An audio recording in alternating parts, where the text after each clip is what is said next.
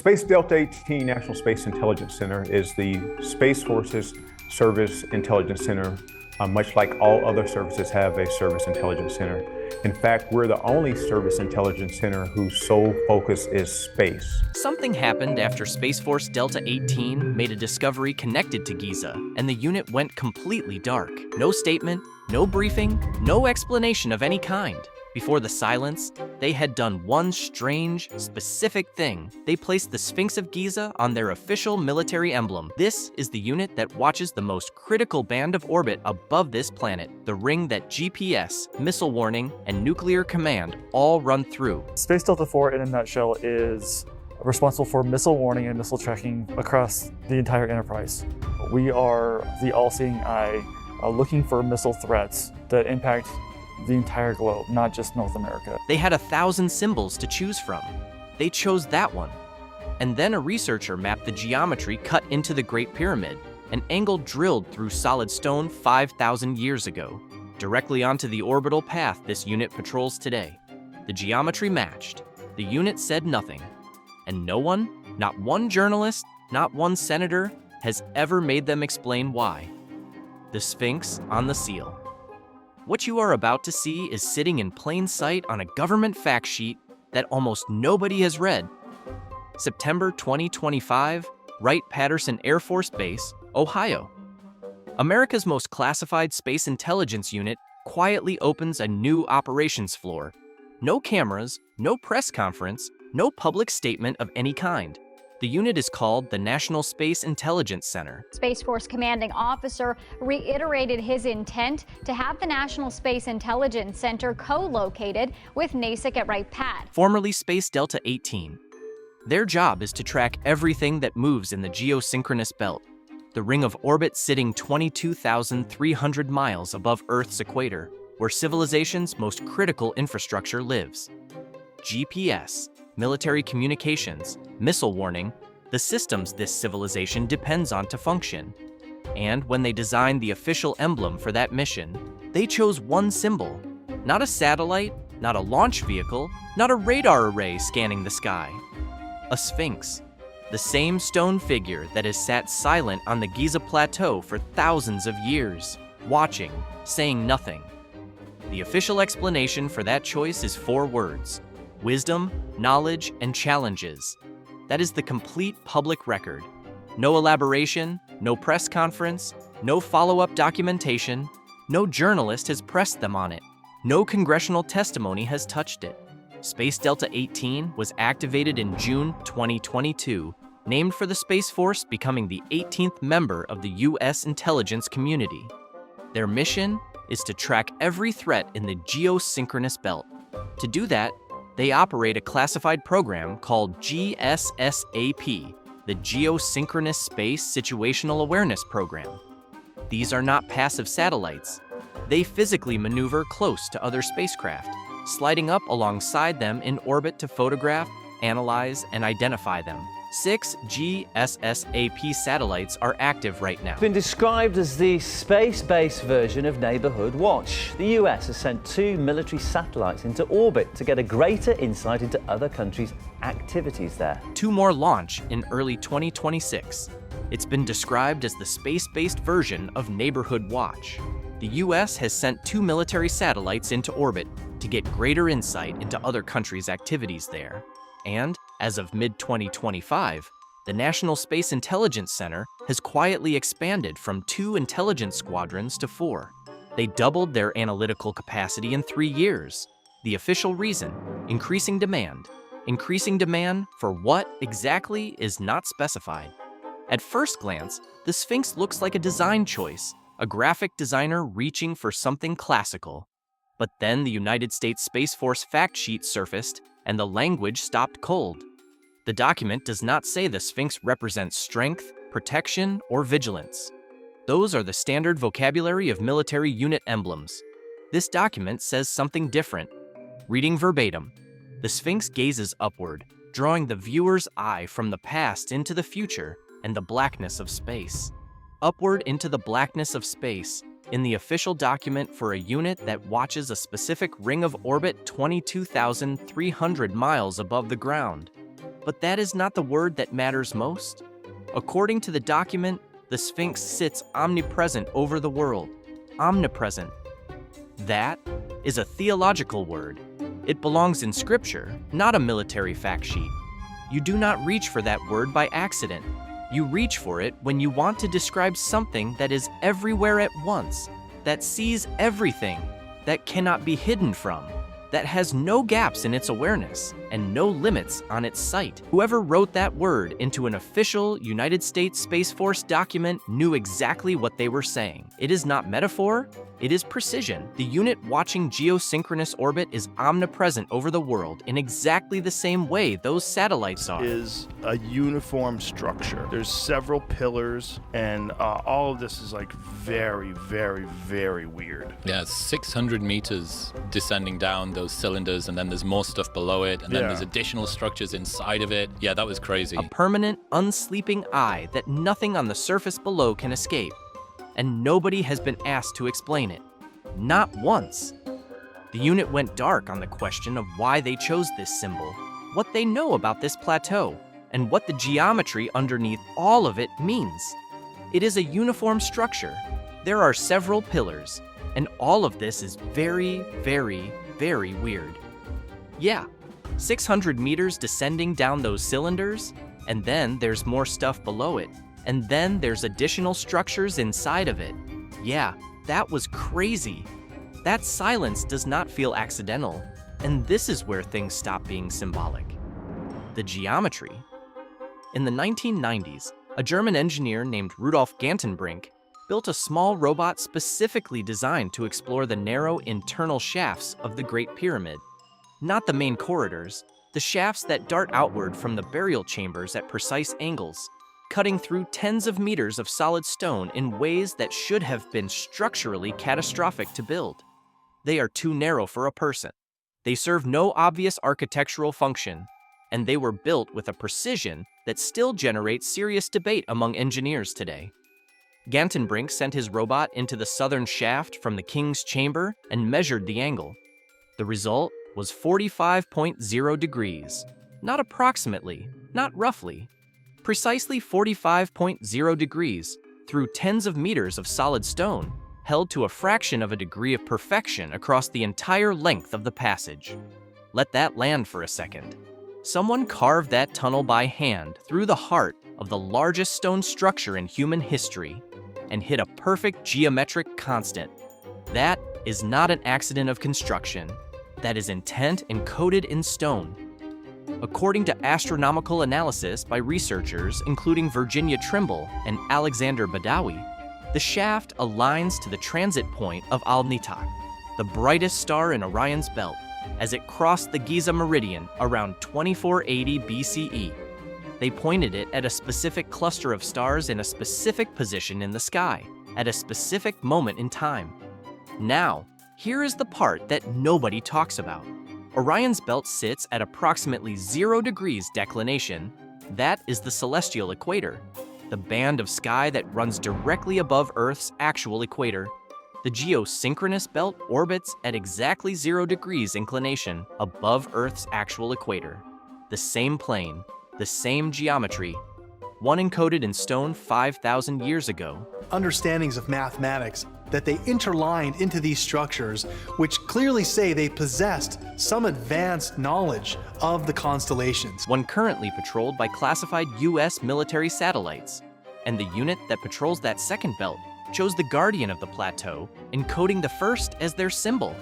That is not a coincidence anyone should walk away from. If you want to keep following this thread, subscribe, because what comes next is stranger than the geometry. The Giza Plateau sits at 30 degrees north latitude. At 30 degrees north, the geosynchronous belt appears as a precise, thin arc at roughly 6 degrees above the southern horizon. Not scattered across the sky, not directly overhead, a defined stripe, always in the same place, every clear night. The ancient Egyptians saw that band running edge to edge across their southern horizon for thousands of years. Understandings of mathematics that they interlined into these structures, which clearly say they possess some advanced knowledge of the constellations. The King's Chamber shaft, at 45.0 degrees, points toward the stars that move along that same band, and the Sphinx faces due east toward where Orion rises. The constellation that the pyramid texts and the Book of the Dead link directly to Osiris, to the gods who came from the sky, to the origins of civilization itself. To be precise, the claim here is not that the ancient Egyptians built the pyramid to watch spacecraft. What is harder to dismiss than that is this. The angle a civilization cut into a pyramid to track a specific band of stars is the same geometry that optimally positions you to observe the specific band of Orbit Space Delta 18 monitors today. One civilization looked up at that band and encoded it in stone. Another civilization looks down from that band and put the stone's guardian on their seal. And Space Delta 18, the unit that went dark on this question, chose the guardian of that plateau as their symbol, used the word omnipresent in their official documentation, and has never been asked to connect any of it. Not by one journalist, not in one hearing, not in one public statement. We have to understand that there is a Space Force, and the purpose of the Space Force is to guarantee space superiority for the joint force. Not space for space sake, space to guarantee that, just like all the other domains, we can fight as a joint force. That is a specific, sustained, deliberate silence, and it has lasted since June 2022. That brings us to what they are actually watching in the geosynchronous belt right now, and this is where the silence becomes harder to defend. Dogfighting in space. Let's talk about what the National Space Intelligence Center is watching, because this is not a slow-moving situation, and the orbital combat activity in the same belt Giza's geometry points to has been escalating for years. China does not sit still in orbit. Their satellites in the geosynchronous belt have been maneuvering for years, sliding along the belt, approaching American spacecraft, studying them at close range, documenting their capabilities. U.S. Space Force officials initially described it publicly as a cat and mouse game. In March 2025, the language changed entirely. Here is where it becomes a scene, not a briefing. At a public defense conference in March 2025, U.S. Space Force Vice Chief General Michael Gwetlin stood in front of an audience. We have to understand that there is a Space Force, and the purpose of the Space Force is to guarantee space superiority for the joint force. Not space for space's sake. Space to guarantee that, just like all the other domains, we can fight as a joint force of defense professionals. And he said something that had never been said at that level, in that setting, on the record.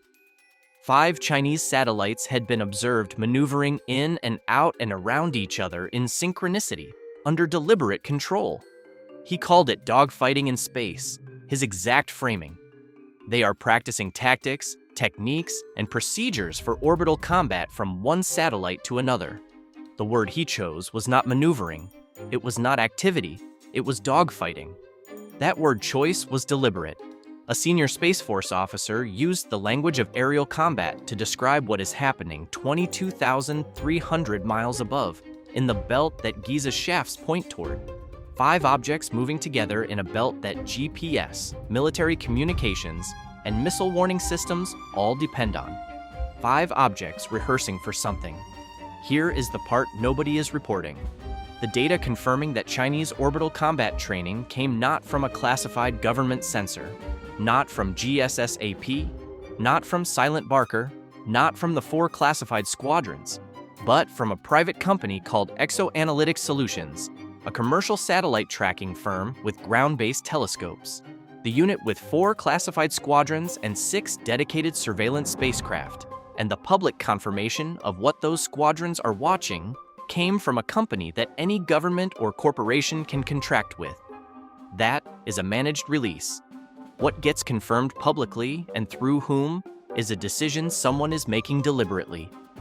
In January 2022, 3 months before Space Delta 18 even activated, a Chinese satellite called Shijian-21 maneuvered in geosynchronous orbit, approached a defunct navigation spacecraft from China's Beidou constellation, physically latched onto it, and dragged it 3,000 kilometers away into graveyard orbit.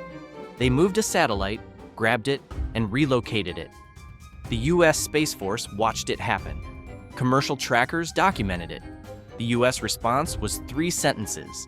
Compare that to November 2021, when Russia destroyed one of its own satellites in an anti-satellite test. NASA Administrator Bill Nelson went on television multiple times. The State Department issued formal condemnation. Emergency UN briefings followed. International outrage ran for days. Russia blew up a satellite. Russia's dangerous and irresponsible behavior jeopardizes the long-term sustainability of outer space and clearly demonstrates that Russia's claims of opposing the weaponization of space are disingenuous and hypocritical.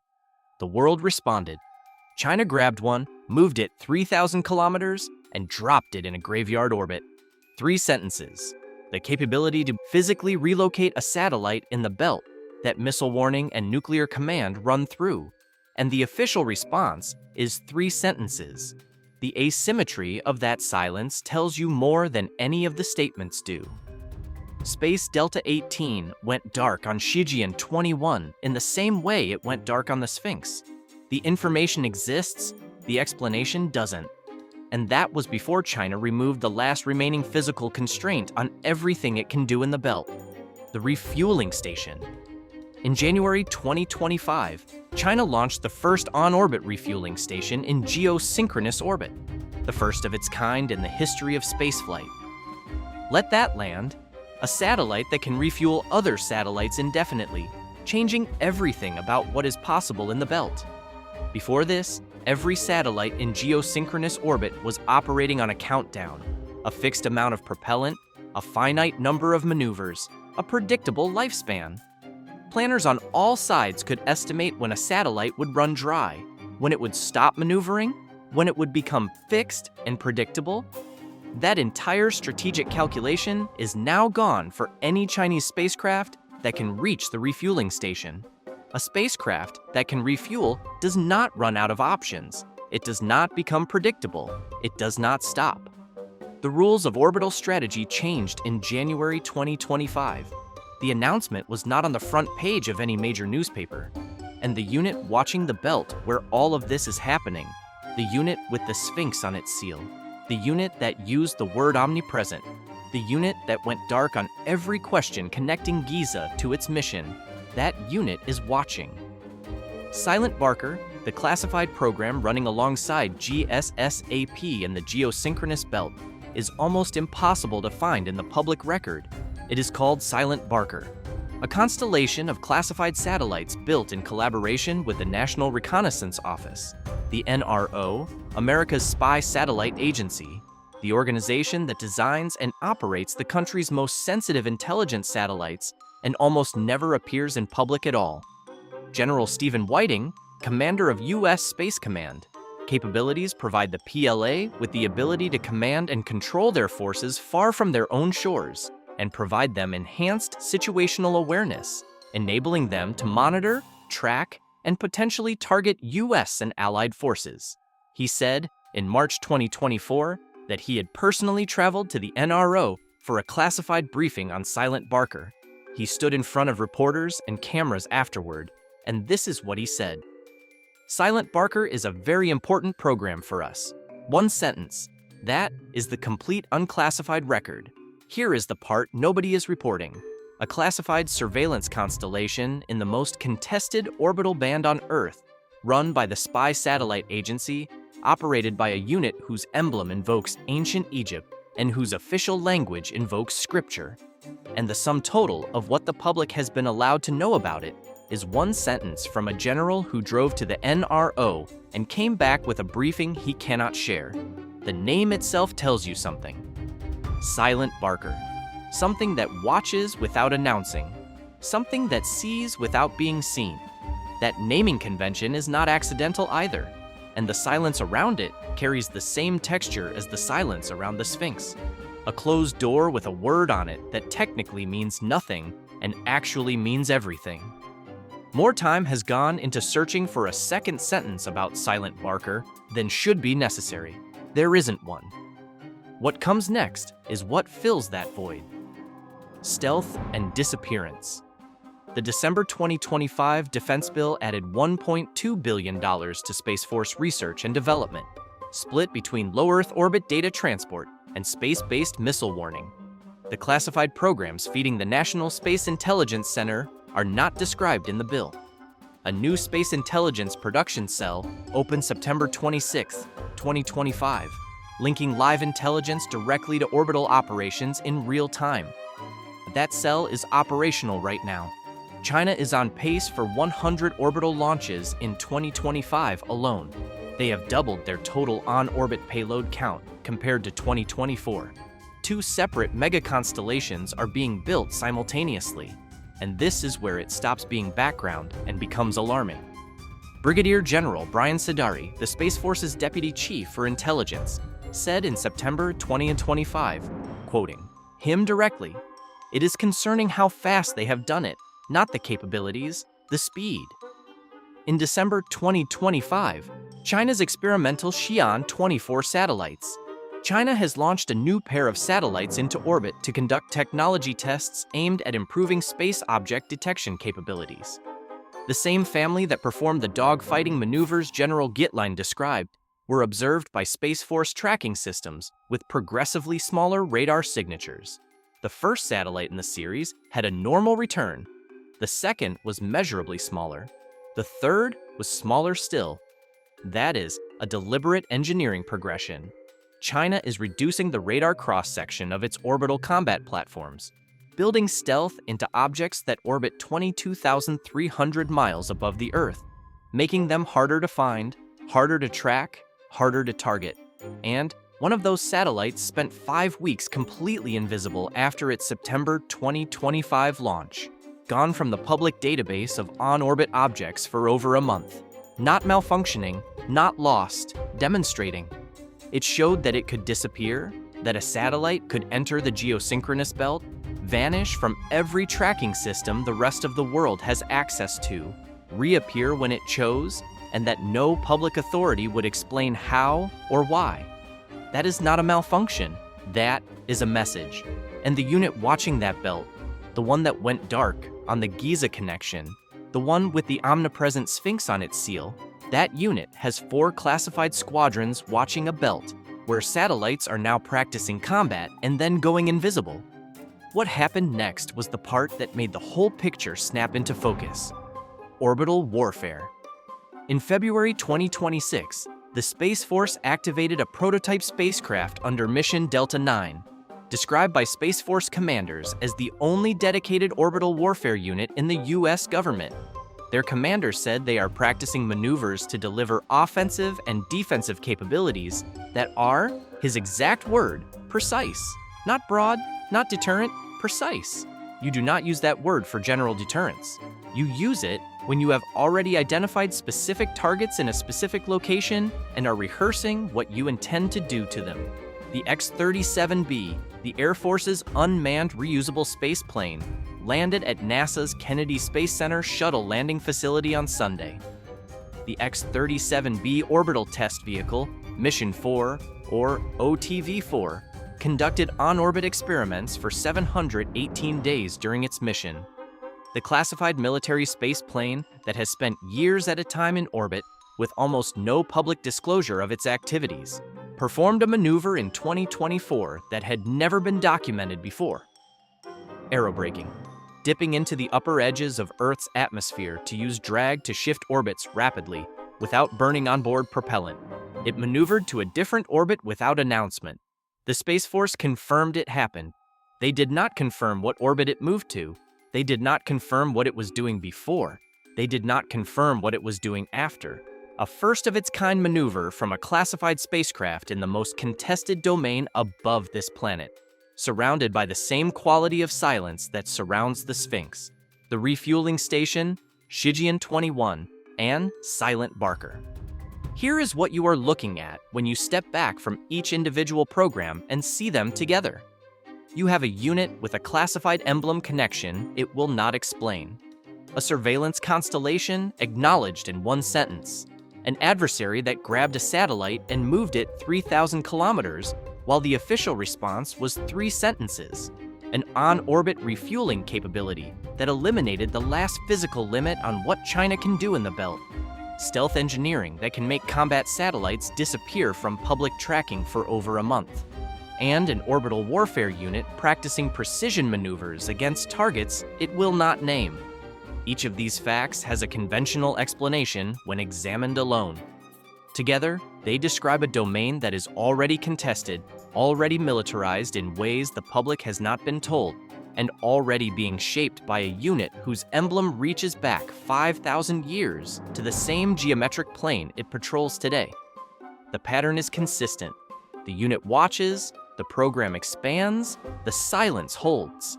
And the Sphinx on the seal, the guardian of the plateau, whose geometry encodes the plane of orbit they monitor, sits omnipresent over the world.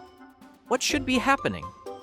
What should be happening, given everything documented here, is regular unclassified briefings on the state of the most critical orbital infrastructure this civilization depends on. Transparency about Chinese refueling stations and synchronized combat maneuvers in the belts that GPS, nuclear command, and missile warning all run through. Public accountability for a force operating in a domain every human being on Earth depends on. And at absolute minimum, a clear public explanation of why the military's primary space intelligence unit chose an ancient Egyptian monument whose geometry encodes the exact plane of orbit they monitor. Why the official document describing that choice used the word omnipresent. And what exactly they discovered about the Giza connection before they went silent on it. What is happening instead? 4 classified squadrons. Silent Barker acknowledged in one sentence from a general who came back from a briefing he cannot discuss. Stealth satellites engineered to vanish from public tracking databases. 5 objects practicing orbital combat in the belt, GPS, runs through. A refueling station that permanently removes fuel constraints from every Chinese spacecraft that can reach it.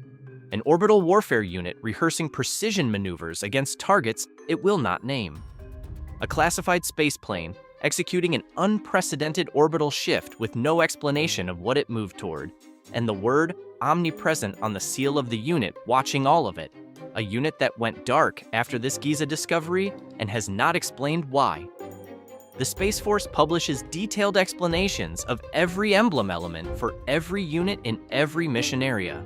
In the middle is a symbol that the space community has used for years and years and years. The North Star signifies our core value, our guiding light, if you will. And the orbit around the globe signifies the space capabilities that fuel our American way of life and our American way of war. It names its programs publicly: ghosts, sharks, Norse mythology, and walks the public through the symbolism. On this, on the Sphinx, on the orbital geometry, on the Giza connection, nothing. Not a comment, not a footnote, not a clarification beyond the 4 words in the June 2022 fact sheet. They went dark, and the darkness has now lasted years. What nobody can tell you. Weeks have gone into reviewing fact sheets, congressional testimony, declassified contracts, orbital tracking data, ancient astronomical surveys, architectural analyses of the Great Pyramid's internal shafts, and every public statement any Space Force commander has made about the Geosynchronous belt. It is possible to say what Space Delta 18 watches, what China practiced in that belt in 2024 and 2025, that Rudolf Gantenbrink's robot measured exactly 45.0 degrees in the King's Chamber shaft. That is verifiable. The Space Force's own words are on record. Their Sphinx gazes upward into the blackness of space. Every classified program name that has slipped into public record through congressional hearings and budget documents is documented here. The geosynchronous belt and the celestial equator that Giza's shafts point toward occupy the same geometric plane. And that is not a coincidence of measurement, but a consequence of how Earth's geometry and orbital mechanics work together. What remains unknown is the one thing that makes all of it matter. Whether the people who designed that emblem knew exactly what they were doing when they placed Giza's guardian on the seal of the unit that watches the belt Giza's geometry points to. Maybe it was a designer who studied ancient history and reached for something visually powerful. Maybe it was a commander who had read the pyramid shaft research and understood the geometric connection in full. maybe it is a coincidence so precise that it simply never occurred to anyone that an explanation was needed. Maybe the word omnipresent was chosen by a staff officer who felt it was right and never thought through what it revealed about who was doing the watching and from where. Or maybe when you were tasked with watching the most contested and most vital band of space above this planet, the same band a civilization 5,000 years ago encoded in stone and watched from the desert floor, you choose the symbol that has always been there. The one that was watching that band of sky before there were satellites in it, before there were nations, before there was anyone to classify anything, and then you go silent because some things are better left where they have always been. The Sphinx watches, the satellites watch, and somewhere in a classified operations center that opened without cameras, people are watching all of it and not saying why. If you think you know the answer, or if this thread is pulling you somewhere you weren't expecting, drop your thoughts in the comments. The Sphinx has been keeping it silent for thousands of years. You don't have to. And if you want to keep following the things that official documents say without saying, subscribe. We are just getting started.